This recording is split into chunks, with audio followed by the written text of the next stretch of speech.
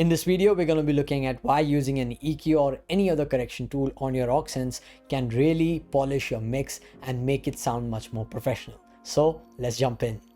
Alright peeps, so here we are back in Logic and I have a small vocal chop which sounds like this. Oh, oh, oh.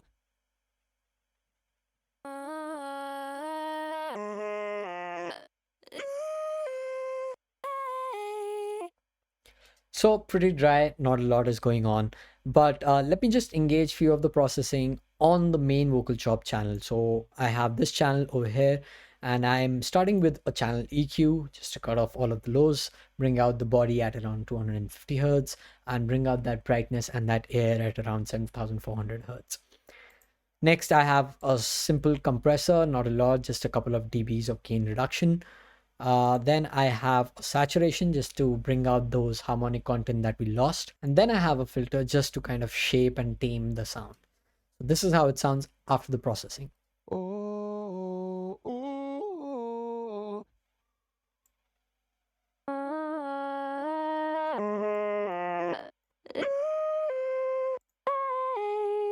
So right off the bat, it's sounding pretty dry. It's not that bad, it's sounding good, but it's dry nevertheless. So let's add in some reverb and delay. And I use all of my reverbs and delays through a send channel. So over here, I have an aux channel, which is of the vocal chop reverb channel. And I have put a Valhalla reverb and I've used a preset Final Frontier for now. And now I'm going to be putting everything to kind of 0 dB on the vocal chop reverb chain, which is the aux channel. And then I'm going to be blending in through this knob over here. Oh, oh, oh.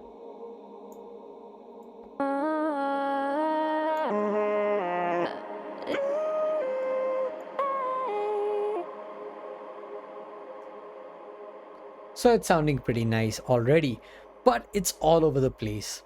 So what I do here is that let's put an EQ to the aux channel. So I'm going to be using a simple channel EQ and let's tame that reverb. And I'm putting the EQ just above the Valhalla Supermassive. You can experiment by putting it after the reverb, then it kind of tames the reverb trail and not the dry signal. But let's try both ways. Let's first tame the dry signal, which then enters the reverb, and then let's put the channel EQ after it and see how big of a difference does it make. So let's start off with cutting all of the lows. I think close to about 100 Hertz is pretty fine because we don't need that in the mix. Still, there's not much of a difference. Now let's put a high cut over here and let's see what difference does it bring.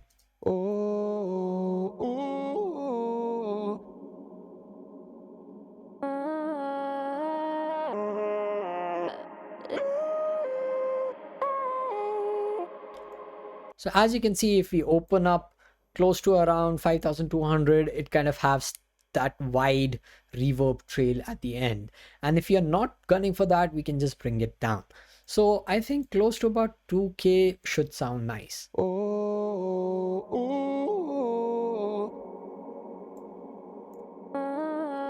Rounded, pretty uniform throughout the mix. All right, now let's try putting the EQ after the reverb and let's see what difference does it bring.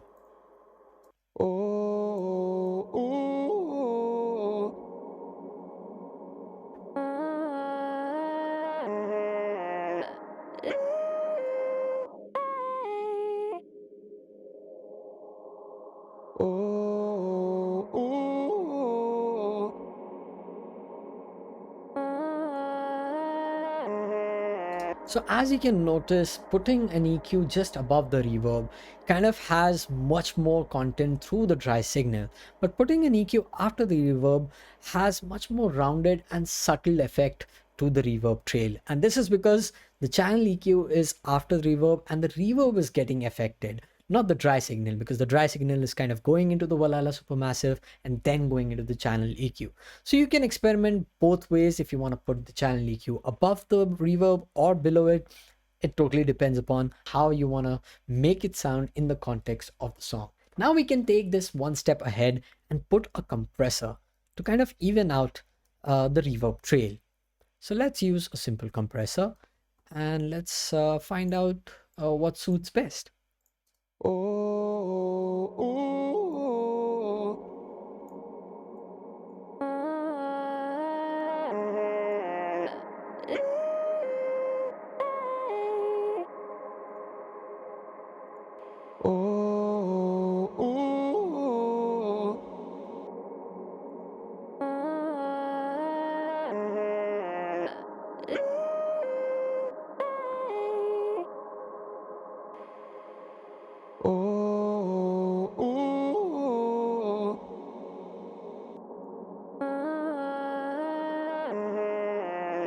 I think that sounds much more warm, calm, and pretty uniform across the board.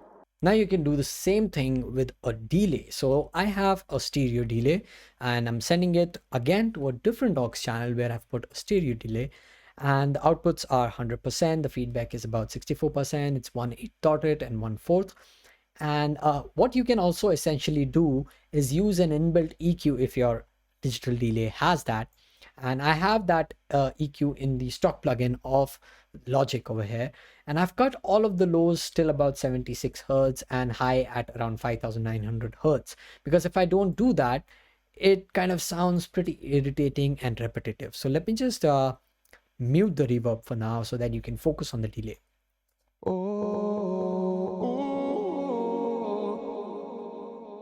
And now let's cut both the left channel and the right channel with around, let's say 5300, and let's keep this at around 100 Hertz and see what difference does it bring. That should sound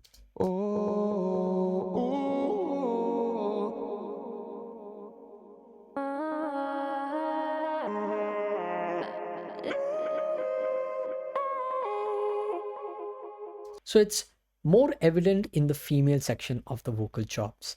Let's cut this more and see what difference does it bring.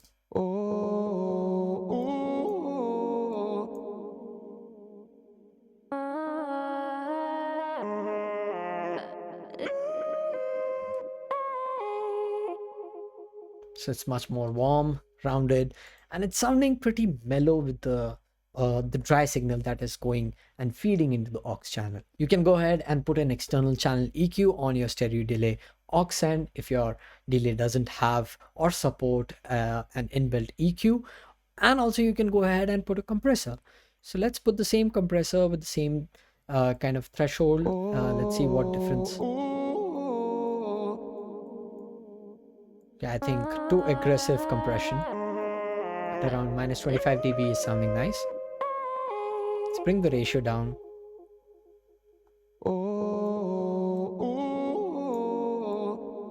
I think 3 or 4 dBs of reduction is pretty fine.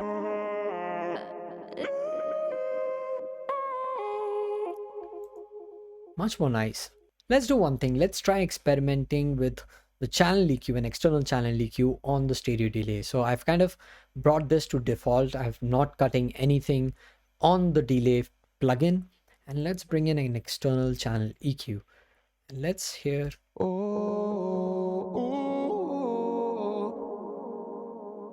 Okay, too much.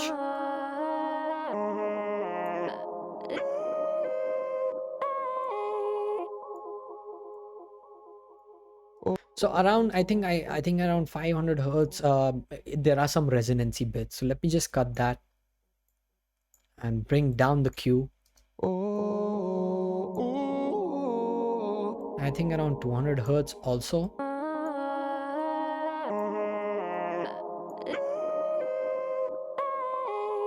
Let's open up the filter over here. Let's see how it sounds.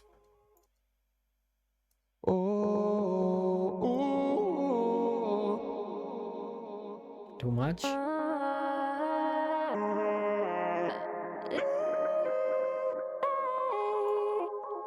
Somewhere around 1500 Hertz is pretty nice. Let's do one thing. Let's hear the final result along with the reverb in the context of the whole song in that simple loop.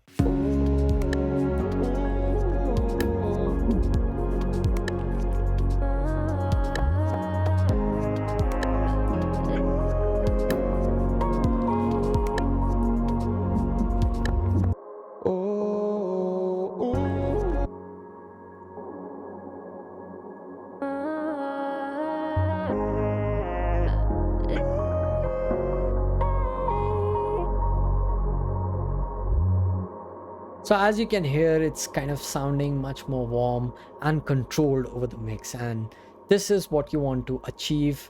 And this is the importance of using corrective tools like EQ, compressors, or even filters. You can go ahead and use a filter or notch filter, a low pass filter or a high pass filter on your aux ends, so that you have much more control over how your instruments, vocals, or audio recordings sound in the context of your mix. Okie dokie guys, that about wraps it up for this video. Hope this was helpful. Let me know in the comments down below how big of a difference did you achieve in your mix. As always, give me a thumbs up if you like this video, and if you like what I do here and want to see much more content like this, consider subscribing and hit that bell so that I can stay updated. Thanks for watching, and I'll see you in the next one. Till then, cheers.